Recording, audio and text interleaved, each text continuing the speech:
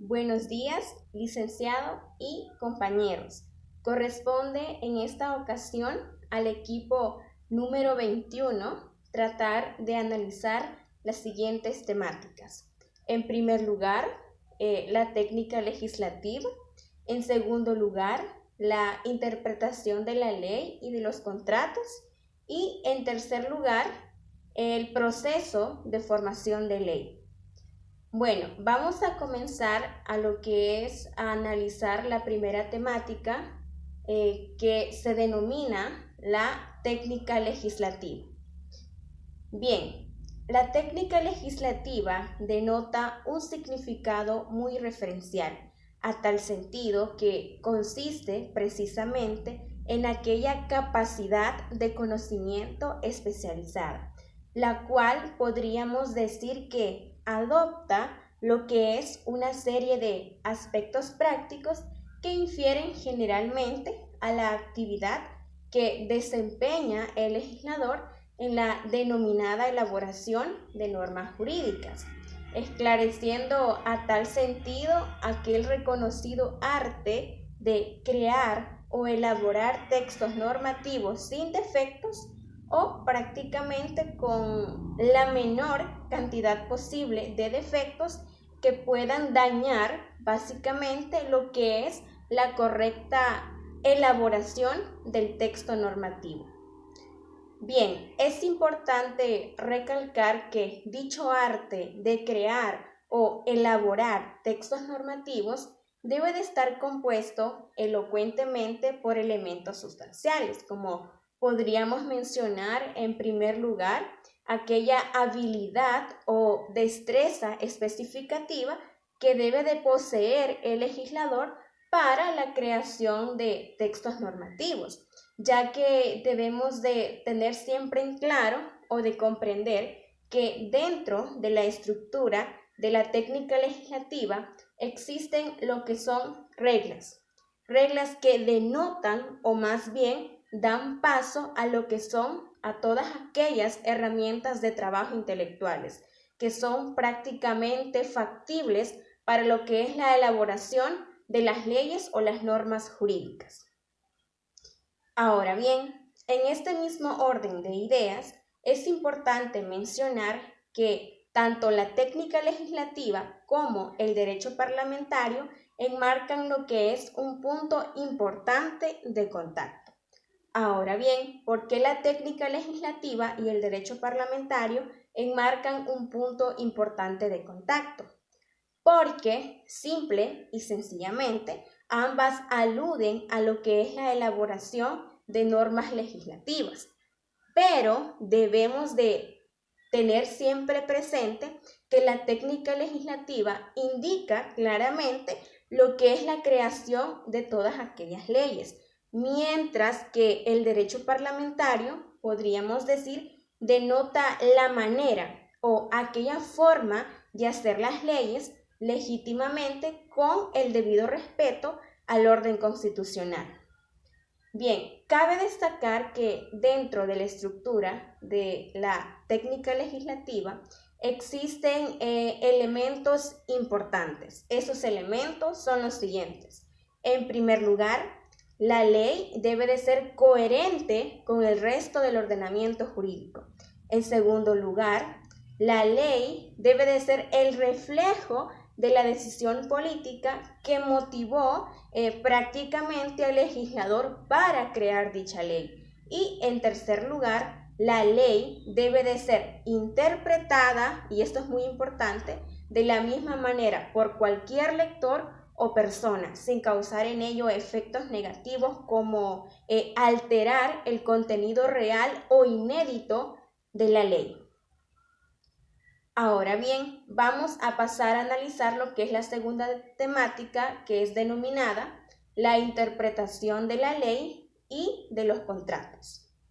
Cuando nos referimos a la interpretación de la ley, debemos entender que es aquel procedimiento que consiste elementalmente en dar lo que es una perfecta y adecuada interpretación a todas aquellas leyes o normas jurídicas, las cuales infieren generalmente a la manera correcta de comprenderlas. Bien, debemos de tener siempre presente que la interpretación de la norma fija lo que es una relación jurídica que evita a tal sentido todos aquellos elementos negativos que puedan afectar la comprensión correcta de la ley. Esos elementos podríamos mencionar que son los siguientes. Puede darse lo que es la confusión o segmentos oscuros que puedan precisamente afectar o generar dificultades para comprender de manera acertada el contenido real de la ley. La interpretación podríamos decir que es el medio o más bien es la vía más importante para poder entender el sentido y alcance que tiene una ley o normas jurídicas, las cuales prácticamente podríamos decir que la estructura de dicha interpretación de la ley está compuesto por elementos o técnicas que ayudan a deducir una mejor interpretación. Por ejemplo, el elemento sistemático, el lógico, el teleológico y el elemento gramatical, que son, como lo mencioné hace un momento, son técnicas que nos ayudan a deducir una mejor interpretación de la ley. Muy buenos días, honorable licenciado y estimados compañeros. Auxiliándome de este medio me permito desarrollar la temática denominada Interpretación de los contratos y Proyecto de Formación de Ley, no sin antes presentarme. Mi nombre es María Delmi Torres Mejía y es un gran placer compartir con ustedes este tema. Bien, cuando hablamos de interpretación de los contratos, aludimos a una ardua y compleja tarea, de hecho mucho más compleja que la interpretación de las leyes, ya que no solamente nos referimos a la lectura y análisis de ciertas cláusulas, sino que a aquella labor de averiguación y comprensión del sentido y el alcance del consentimiento mutuo, es decir, de las declaraciones de voluntad de las partes contratantes. En ese sentido, en la labor interpretativa de los contratos, lo más importante no es investigar cuál fue la voluntad individual o la finalidad de cada una de las partes, sino aquella intención común por la cual las partes coincidieron, independientemente de que cada una de ellas persiguiera finalidades distintas. Por otra parte, cuando hablamos de la labor interpretativa de los contratos, nos referimos a elementos muy importantes como lo son la autonomía privada formal y la autonomía privada material.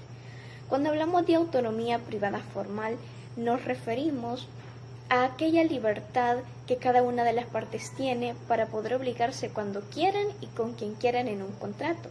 Y cuando hablamos de autonomía privada material, nos referimos a aquella facultad que las partes tienen para obligarse de la forma que quieran en el contenido del contrato. Y es específicamente en este objeto donde se proyecta la función interpretativa de los contratos. Además, en caso de que exista ambigüedad, oscuridad o dudas en las cláusulas contractuales, nuestro Código Civil ha establecido ciertas reglas dedicadas a su estudio. Tenemos, por ejemplo, las cláusulas con diversos sentidos. Estas se encuentran reguladas en el artículo 1284, que establece que en caso de que existan cláusulas que admitan diversos sentidos o significado, se tomará el más adecuado de ellos para que produzca eficacia y se excluirán todas aquellas interpretaciones ilusorias, inútiles e ineficaces. Tenemos también las cláusulas dudosas. Estas se encuentran reguladas en el artículo 1285, que establece que se interpretarán las unas por las otras, es decir, que se le atribuirá el sentido del conjunto de todas a aquellas cláusulas dudosas. También tenemos las cláusulas ambiguas. Estas se encuentran reguladas en el artículo 1287, que establece que en caso de ambigüedades se tomarán en cuenta los usos y las costumbres del país para la interpretación de los contratos. Y por último, y no menos importante, tenemos las cláusulas oscuras. Aquí se establecen dos cosas bien importantes. La interpretación literal normada, que establece que cuando los términos de un contrato ya hayan quedado lo suficientemente claros, ya no será necesario que entren en juego las reglas restantes, porque ya se habrá dado por establecido la intención y la voluntad de las partes. Y también tenemos el principio de buena fe, que establece que la interpretación de las cláusulas oscuras no debe favorecer a la parte que ocasionó dicha oscuridad. En ese sentido, nos damos cuenta que la interpretación de los contratos debe prevalecer siempre la autonomía privada formal, la autonomía privada material y el principio de la misma. Bien, ahora en la segunda temática, en cuanto al proyecto de formación de ley, debemos de entenderlo como aquel procedimiento que marque el inicio de una nueva ley, la cual se realiza a través de una propuesta que es presentada ante la Asamblea Legislativa. De acuerdo a nuestro ordenamiento jurídico y de conformidad con lo establecido en los artículos 133 al 143 de nuestra Constitución de la República, toda ley se crea específicamente a través del órgano legislativo, pero con la intervención de algunas acciones complementarias del órgano ejecutivo. De hecho, en ocasiones va a ser necesaria la intervención de la Corte Suprema de Justicia, pero esto solamente será en casos excepcionales que en adelante explicaremos. Tenemos que la Asamblea Legislativa es quien estudia, aprueba y decreta la ley, y el presidente es quien la sanciona, la promulga y la publica, o en su caso la puede vetar y hacer observaciones, pero que van a estar debidamente justificadas en motivos de inconveniencia o inconstitucionalidad. El proceso de formación de cualquier ley de la República se origina siempre con una moción, la cual se denomina iniciativa de ley. Esta debe ser presentada ante el Pleno Legislativo. De ahí se va a trasladar al Pleno de la Comisión para que se efectúe su estudio y dictamen correspondiente. Posteriormente, vuelve de nuevo al Pleno para que se realice su estudio, lectura y aprobación. En caso de que el proyecto de ley no sea aprobado por el Pleno, se dará por desaprobado y quedará archivado tal como lo estipula el artículo 69 del conocimiento de los dictámenes emitidos por las comisiones. Si por el contrario el proyecto de ley es aprobado por la mayoría de los directivos de la Asamblea, es decir, 6 miembros de los 10 que conforman la Junta Directiva, entonces este se convierte en un decreto legislativo, tal como lo establece el artículo 91 de la emisión de decretos y acuerdos, y debe ser trasladado al presidente de la República en un periodo que no exceda de los 10 días hábiles que estipula el artículo 135 de la Constitución de la República. Una vez trasladado el proyecto de ley al presidente, este tiene 2 opciones.